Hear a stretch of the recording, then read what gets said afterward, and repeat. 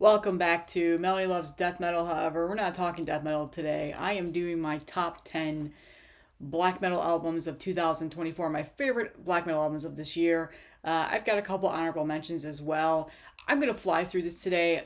All of these are well known. I've talked about pretty much almost all of these, with the exception of like maybe one or two on this channel before. A lot of them are in everybody else's year-end lists for this year, so nothing will be a surprise here, with the exception of maybe like one or two. But as you know, this is a death metal channel. I don't really talk too much about black metal that much, and I always want to preface that I'm not like a black metal aficionado. I don't listen to the genre all that much. This year was definitely probably one of the slower years in terms of my like motivation to seek out new black metal albums. It just was not a very common thing for me to do. However, I was able to make a list this year. I didn't think I was going to be able to, because I didn't think that I listened to that much, but I guess I did.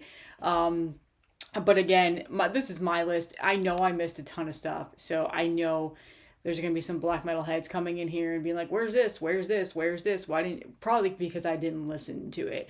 But I did listen to enough to at least make a list this year, and at least tell you the ones that I enjoy, that ended up being my favorite, even though it's kind of a slim list. But anyway, just figured I would call that out. So let's go ahead and get started with the honorable mentions. I think I have like six here.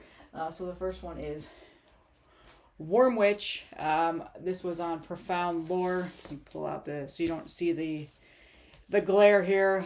Self-titled. This was a really awesome, very crushing and claustrophobic style of black metal album. I wasn't too familiar with this band, but this album made me a fan of them, so I figured I would call this out. This was really good. All of these will be in the description as well, so you can go and check them out yourself. So Wormwitch was one of my honorable mentions, and of course the next one is Seth with their latest lay, whatever that is called, Les Frères des Mondes. I don't speak French, but the French black metal band Seth on Season of Mist. Truly needed to call this out. This was one that I absolutely enjoyed as well. By far one of my, I would say, one of the more common black metal bands that I still keep up to date with and still listen to everything that they come out with. So I really enjoyed that album as well. Gaerea with Coma is also an honorable mention. I was not disappointed by this album. I know a lot of people were. As you can see, I'm a Gaerea fan. Really liked this album a lot. I unfortunately didn't give it as much of a listen as I would have liked to after it came out. It came out around the time where there's just so much other stuff coming out, but I did really enjoy this album. I'm not disappointed by it. I really like the progression that they made and what they did with this. I know a lot of people are saying it's not as heavy and fierce as their past, but I really do enjoy what they did with that album.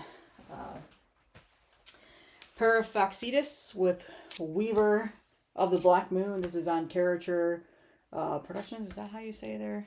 Yeah, Terrature Possessions.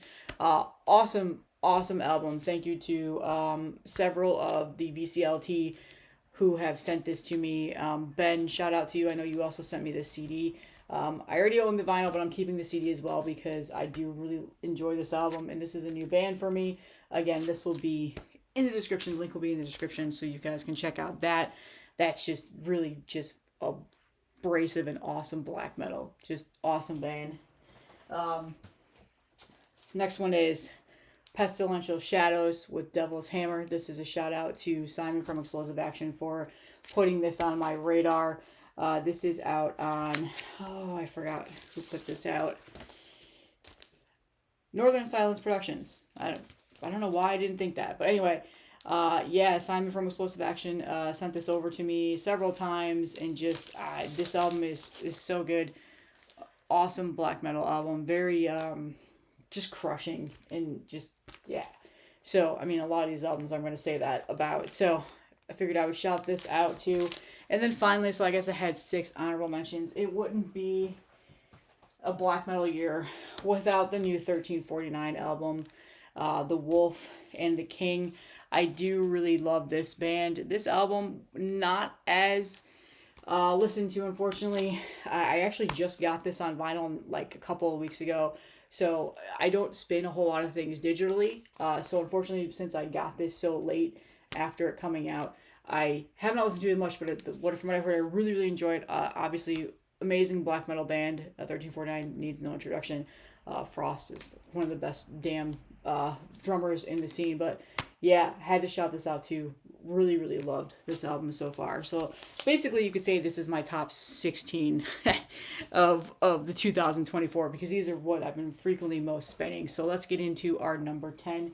And yeah, again, this has been one of my favorites ever since it came out, and that is Whoredom Rife with Den Vred Macht. I probably butchered that on Territory Possessions once again.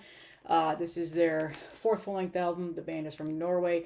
They just are the true Norwegian black metal masters at this point. They've really nailed that traditional black metal sound. They're not reinventing the wheel here with anything, but this is just a phenomenal album. No fillers whatsoever. Just so catchy. Great riffs. Love the abrasive style of vocal style on here. Just truly an awesome band. Just one of the best in the scene. And like I said, ever since this came out, I've been spinning this a ton. This vinyl is absolutely beautiful. I did show this off in a collection update on the channel.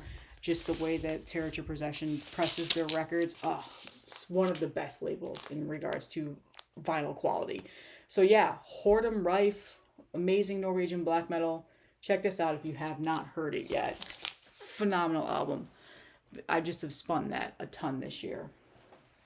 Number 9 is I Slept on the Moon with Only Stars Know My Misfortune on Bindrune Recordings. This is a one-man black metal project band, his second full-length album. Pretty much anonymous, don't know who it is. It's not anywhere, they're not even on Metal Archives. But this is, as you can see here, just based off of the album cover, you've got a very black gazy, shoegazy style of black metal, very melancholic. A lot of clean vocals and stuff like that on here, but it is that more atmospheric, shoegazy style of black metal album. Super sad. There's like not a single happy thing about this album, but I was hooked the minute I heard it. Very emotional. Definitely a depressive style of black metal as well. So phenomenal album. As soon as I heard this, I was hooked on it. Definitely check this out. Again, Bindrune Recordings. Amazing stuff. Huge fan of this. I gotta get the other album that was put out several years ago. Gotta try and find a copy of that. So I Slept on the Moon, number 9. Number 8, probably no surprise here. Aklis, how do you say their band name? I don't know. People say it differently. House of the Black Geminis on Deborah Morty. This is their fourth full-length album. Pretty much right in the vein of where they left off with their last album. Just scary, nightmarish black metal. Definitely has some of that, more of that like synth style of black metal. What's the word I'm looking for here? But that nightmarish, just really, really aggressive, abrasive vocal style is still here. It's even got some more atmosphere added to it, a little bit more melancholiness as well. Just again, I'm a huge fan of this band. I've loved all of their past albums as well. I say this is their fourth full-length album. Everything about it is just simply stunning. I have loved this album ever since it was dropped. So yeah, I had to put this on my top 10. And these could easily all change throughout my listening moods, but as of now, Aklis, somebody explained to me how to say that, their band name, as in at number 8, Deborah Morty Productions. Number 7, I don't own. I actually just found out Dark Descent Records has copy of this on their distro, so I'm going to snag that today, is Jevel with Not Till End. I believe that's how you say it. Another Norwegian black metal band. This is their 9th full-length album, and I believe the end of their Night series that they've been working on. This is out on Aftermath Music, and this is just such a phenomenal album. I admittedly have not heard a lot of their discography. I think I've only heard about 2 of their other albums, I became a fan of them pretty late on into their career, but since then I've been a fan. And I have not talked about this album on this channel at all, simply just because I didn't have the physical copy yet. I'll get it though, because it has been relatively hard to find in the U.S. But I did see that Dark Descent has it. The vinyl will be coming out in sometime in January. So, but this is just haunting, like true Norwegian style of black metal. There is a lot of atmosphere and synthesizers into this. Like just they just go so well together. I love the riffs on it.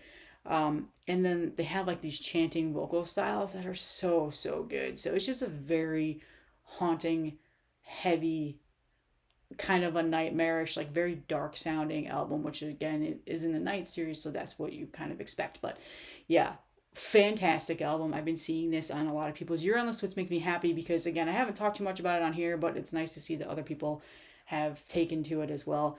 Phenomenal album. So that's Jevel, I believe is how you say it. Not Till End. I probably butchered that.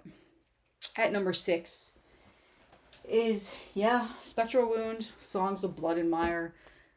Canadian black metal band, 4th full-length album on Profound Lore. I know that this band gets really overhyped. A lot of people find them to be overhyped. I was not the biggest fan when I first heard this album when it came out. It didn't click with me just yet, but since then, I've been playing this a ton. It is very much in the same vein as their last albums. It is very much Spectral Wound. However, I believe like they've added a little bit more melodicism to this album. And it's just, after several spins now, I do think that this might be my favorite album that they put out so far. So yeah, it's Spectral Wound. I think if you know the band, you know what you're going to expect. But this is a very, very well-written album. Just love the cold atmosphere that it still has on here as they do from their past albums. And like I said, seems like they've added a little bit more melodicism into their like guitar riffs and stuff like that. So awesome album. So Spectral Wound, Songs of Blood and Mire. Check this out if you haven't heard yet, although I'm pretty sure it's probably one of the more hyped black metal albums this year. So probably everybody that sees this already knows what it is. So at number 5, we're at the top 5 now. This is absolutely no surprise. This has been in my top 5 ever since it came out. And that is Vorga with Beyond the Palest Star on Transcending Obscurity. This is you can just tell, your spacey, atmospheric black metal. This is their second full-length album. The band is out of Germany. And I much prefer this album over their first. I was hooked on this. This came out relatively early on in the year, and I spun this like crazy. I love atmospheric. Black metal is generally my favorite style of black metal. It just has that sci-fi theme to it. Makes you feel like you're just floating in outer space into your demise. So fantastic album. Again, I've been hooked on this ever since it came out. So Vorga, Beyond the Palest Star. Check this out if you haven't yet. Awesome band. And this vinyl is just stunning. Awesome stuff. Number 4. This shot up real fast. This just came out not too long ago. And this is Aura's newest offering, Eiger. This is a band out of Switzerland. This is their 6th full-length album. They're coming off of their latest trilogy that they just did last year. I think the last one was when it came out. So these guys are just pumping out music. And yeah, this is on Deborah Morty Productions. This is another atmospheric style of black metal band. It's got the really high-pitched screaming style of vocals, just very abrasive, just so high. And as you can see, that is a frosty mountain top. This is a conceptual album about the mountain and hikers and death, pretty much. And this is the mountain. I believe the mountain is actually called Eiger, I believe. And it goes, this is just the guitars on here. There's so many like acoustic style of guitars and just cleaner tonality of guitars on here that are just so good. There's so many moments on here that are just very emotive and captivating. And this is my favorite album by them. And I was a huge fan of the last 3 that they put out over the years, but this one is by far my favorite. So yeah, this really came out, and I was pleasantly surprised at how good it was. I didn't have, a whole lot of expectations. I wasn't too sure because, again, they've been pumping out music year after year. But this is just simply a stunning album. If you have not heard it yet, definitely check it out. It just came out not too long ago. So Devimer Morty Productions, another one from that label, and it's Aura. Awesome. Awesome stuff. Number 3 is one that I also don't own, and the reason for that is because the vinyl is like over $60 to get in. I might just bite the bullet and get the CD for $30. But this is Passage de Verre. That's how you say it. I believe Marty always corrects me with De Berge. Yeah, I mean, I don't know what you want me to say more. This is third full length album out of the one man black metal machine, as I like to call it, because he just has put out so much in his discography in regards to EPs and songs and stuff like that out of Switzerland. This one is by far my favorite output so far. I was a huge fan of the last album, but this one, oh man, this one is just so, it's very raw black metal, and if you're not a fan of raw black metal, this will be a hard listen. However, this is, I feel like, one of the raw black metal masters, the one that I'm still following when it comes to that style of black metal music. Pretty much what you would expect from what you've heard in past albums. However, I feel like the riffage on this is much more technical and heavy. Yes, the vocals are still very, very low in the mix and very hard to hear. There's definitely that wall of sound, just a frosty, cold atmosphere, but just, it takes you on a journey. This is one of these albums where I just do nothing and listen to it the whole time because there's just so much going on. It just makes you kind of go into another world, basically. It makes you feel like you're in that frosty element of just the Switzerland mountains or something. But yeah, I really enjoy this album. It probably would have gone up as my number 1. If you ask me in a couple weeks, I'll say it's my favorite black metal album of the year. However, I pretty much ranked my 1, 2, 3 based off how many times I've listened to the albums, I guess you could say.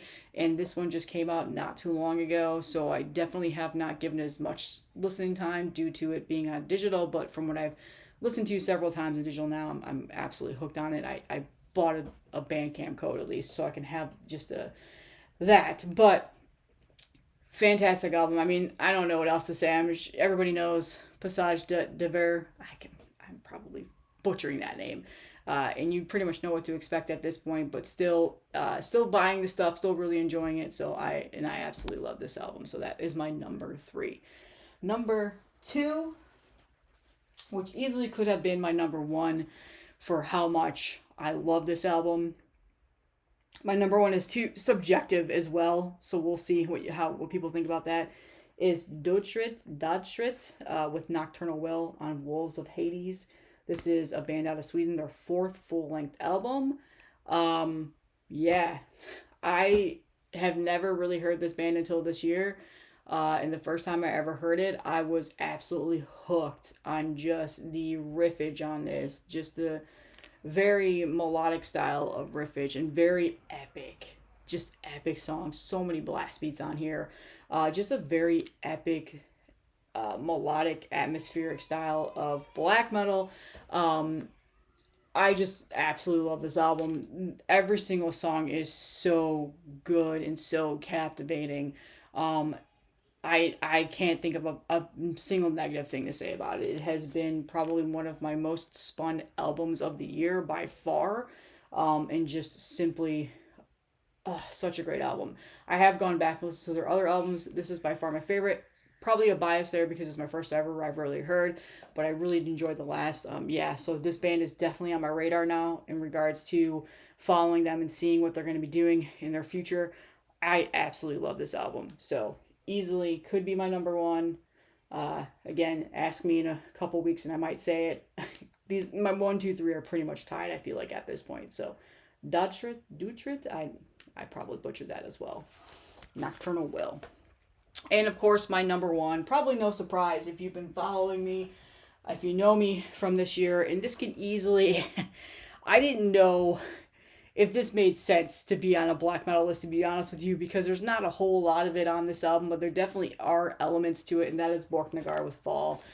Progressive Viking folk black metal. I mean, there's definitely still elements of black metal in here. Way more folkiness and progressive like metal by far.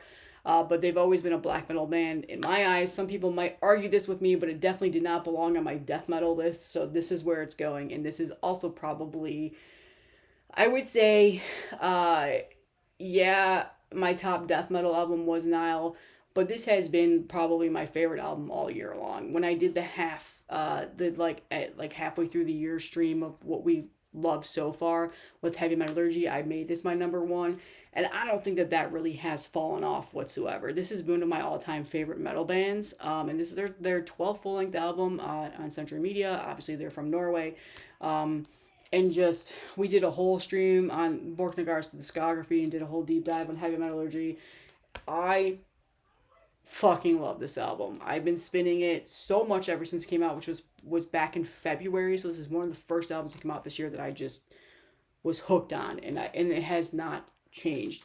Summits is by far one of the best album opening songs ever. In my opinion, Marty said that on our year-end stream that we did last Friday as well for Heavy Metallurgy. Not a single thing about this album is bad. I cannot think of anything negative other than the fact that maybe there's just way too many clean vocals, even though that's not really negativity, because I absolutely love that about this album. I love the prog that they've added, the progressiveness that they've added into this. And again, I think this is their best album ever. And that's saying a lot, because a lot of their older albums are just simply incredible. But this, I absolutely love it. Definitely Stars Ablaze, one of my favorites. Moon, there's so many awesome songs on this album.